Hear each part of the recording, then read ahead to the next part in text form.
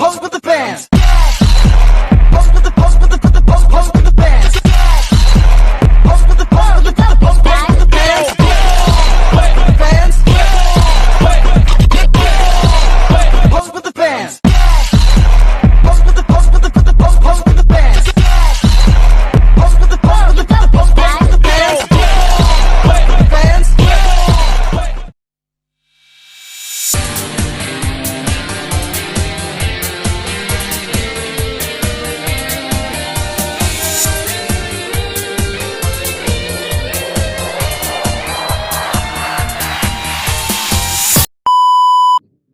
Darnell Gates dari Philadelphia pernah dipenjara karena menabrak rumah dengan mobil pada tahun 2013.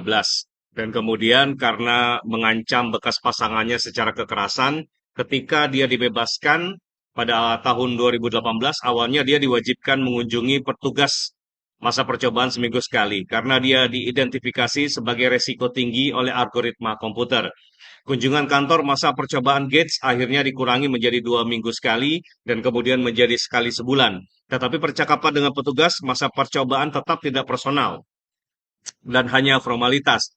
Dengan petugas yang jarang meluangkan waktu untuk memahami rehabilitasi Gates, yang tidak diketahui Gates adalah bahwa algoritma komputer yang dikembangkan oleh seorang profesor dari University of Pennsylvania telah membuat penentuan risiko tinggi yang mengatur perlakuannya. Algoritma ini adalah salah satu dari banyak algoritma yang saat ini digunakan untuk membuat keputusan tentang kehidupan orang di Amerika Serikat dan Eropa. Algoritma prediktif digunakan untuk menentukan hukuman penjara, aturan masa percobaan, dan patroli polisi. Seringkali tidak jelas bagaimana sistem otomatis ini membuat keputusannya. Banyak negara dan negara bagian hanya memiliki sedikit aturan yang mewajibkan pengungkapan formula algoritma. Dan bahkan jika pemerintah memberikan penjelasan tentang bagaimana sistem ini mencapai keputusannya, algoritma tersebut sering terlalu sulit dipahami oleh orang awam. Pemerintah kota Rotterdam menggunakan algoritma tersebut untuk mengidentifikasi risiko penyalahgunaan tunjangan sosial dan pajak. Program bernama System Rings Indication memindai data dari berbagai otoritas pemerintah untuk menandai orang-orang yang mungkin mengklaim tunjangan pengangguran ketika mereka bekerja atau menerima subsidi perumahan untuk tinggal sendiri ketika sebenarnya mereka tinggal beberapa orang. Menurut Kementerian Urusan Sosial dan Ketenagakerjaan yang menjalankan program ini, data yang diperiksa meliputi pendapatan, pendidikan, properti, sewa, utang, kepemilikan modal, alamat rumah, dan tunjangan sosial yang diterima untuk perumahan, perawatan kesehatan, dan anak-anak. Algoritma ini menghasilkan laporan risiko tentang individu yang perlu diselidiki. Ketika sistem ini digunakan, baru-baru ini di Rotterdam menghasilkan 1.263 laporan risiko di 2 lingkungan. Orang-orang yang ada di dalam data tersebut tidak diberitahu bagaimana algoritma membuat keputusannya dan apakah mereka ada dalam daftar tersebut. Juga tidak diberitahu cara mengajukan banding. Laporan yang diterbitkan pada Oktober 2019 oleh pelapor khusus Perserikatan Bangsa-Bangsa tentang kemiskinan ekstrim mengkritik sistem Belanda karena menciptakan negara kesejahteraan digital yang menyerahkan keputusan penting tentang kehidupan orang kepada mesin. Warga Rotterdam bersama dengan kelompok hak privasi, pengacara hak sipil dan Serikat Buruh Nasional terbesar melakukan protes terhadap sistem risk indication. Sebuah pengadilan distrik memerintahkan penghentian segera penggunaan algoritma risiko tersebut. Pengadilan menyatakan bahwa program sistem risk indication kurang memiliki perlindungan privasi dan pemerintah tidak cukup transparan tentang bagaimana program ini bekerja. Keputusan ini dapat diajukan banding. Bristol, Inggris menggunakan algoritma untuk mengkompensasi anggaran yang ketat yang mengurangi layanan sosial. Sebuah tim yang melibatkan perwakilan dari kepolisian dan anak bertemu setiap minggu untuk meninjau hasil dari algoritma yang mencoba mengidentifikasi pemuda di kota tersebut yang paling berisiko terlibat dalam kejahatan dan anak-anak yang paling membutuhkan. Pada tahun 2019, Bristol memperkenalkan program perangkat lunak yang menciptakan skor risiko berdasarkan data yang diekstraksi dari laporan polisi, tunjangan sosial, dan catatan pemerintahan lainnya. Skor risiko pertimbangan kejahatan, kehadiran sekolah, dan data perumahan keterkaitan dengan orang-orang dengan skor risiko tinggi, dan apakah orang tua pemuda tersebut terlibat dalam insiden rumah tangga. Skor-skor ini berfluktuasi tergantung pada seberapa baru pemuda tersebut mengalami insiden seperti penangguhan sekolah.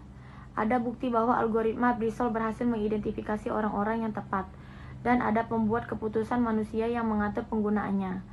Sheldon Richardson dan Desmond Brown, dua pekerja kota yang bertanggung jawab membantu pemuda yang diidentifikasi oleh perangkat lunak tersebut, mengakui bahwa komputer tidak selalu benar, jadi mereka tidak hanya mengandalkan itu sepenuhnya. Pemerintah telah terbuka kepada publik tentang program ini.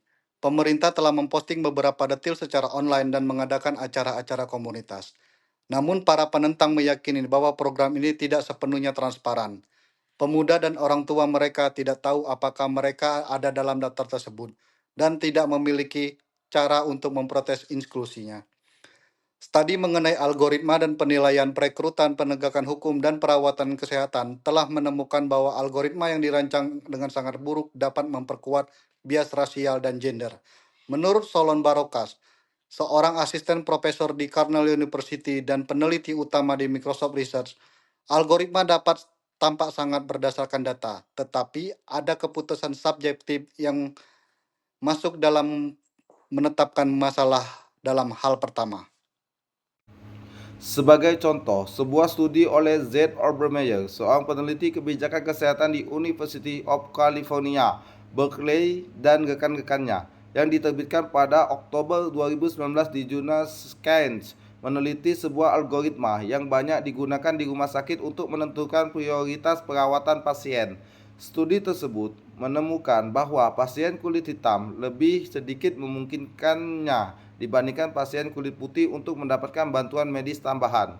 Meskipun kondisi mereka lebih parah, algoritma ini telah digunakan dalam program Impactful dari Optum, Divisi Layanan Kesehatan United Health Group, untuk mengidentifikasi pasien dengan penyakit jantung, diabetes, dan penyakit kronis lainnya yang dapat mendapatkan manfaat dari perhatian lebih dari perawat, apoteker, dan pekerja sosial dalam mengelola resep mereka, menjadwalkan kunjungan dokter, dan memantau kesehatan mereka secara keseluruhan. Algoritma tersebut memberikan peringkat yang sama untuk pasien kulit putih yang lebih sehat dengan pasien kulit hitam yang memiliki satu penyakit kronis lebih banyak, serta hasil laboratorium atau tanda vital yang lebih buruk.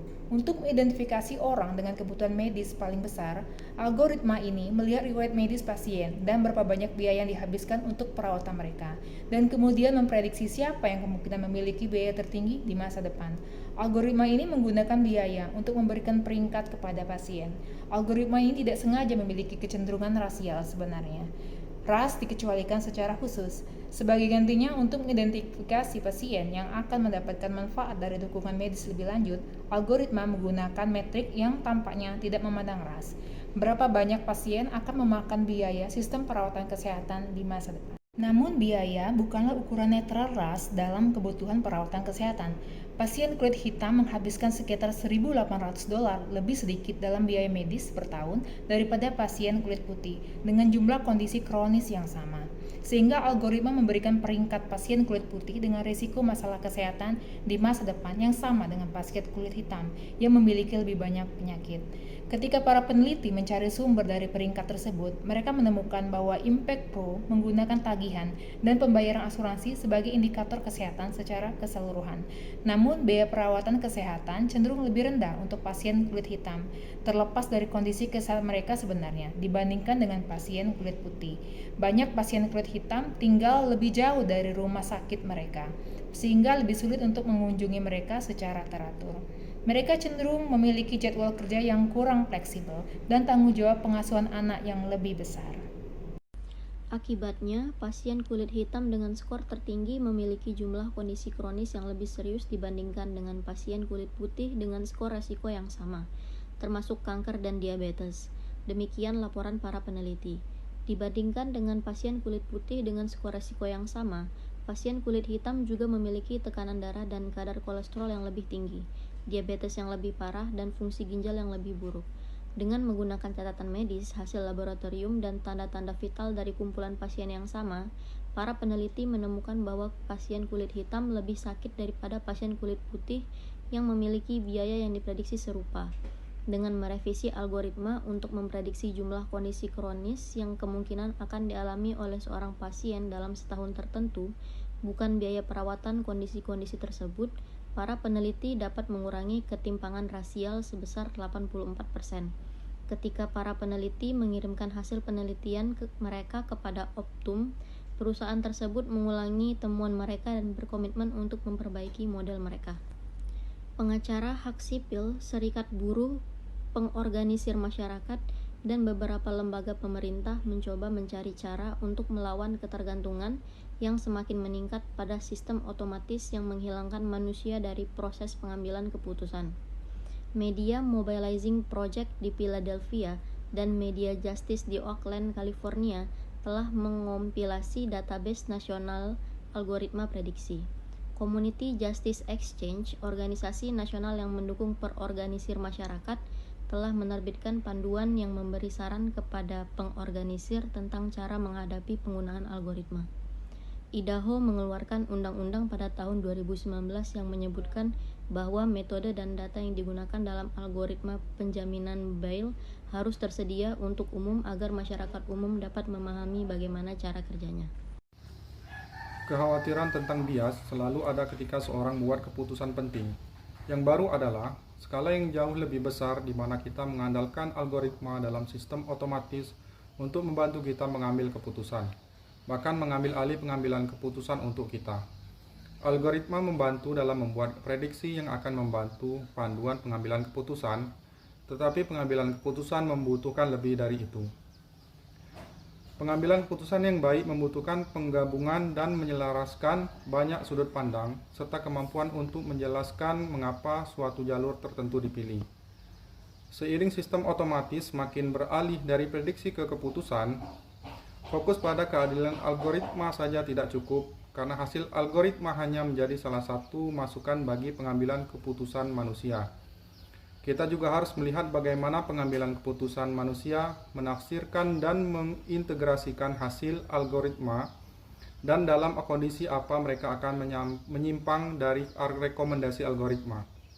Aspek-aspek apa dalam proses pengambilan keputusan yang harus ditangani oleh algoritma, dan aspek-aspek apa yang harus ditangani oleh pengambilan keputusan manusia untuk mendapatkan hasil yang adil dan dapat diandalkan. Aiming for the stars against the sky when we are together.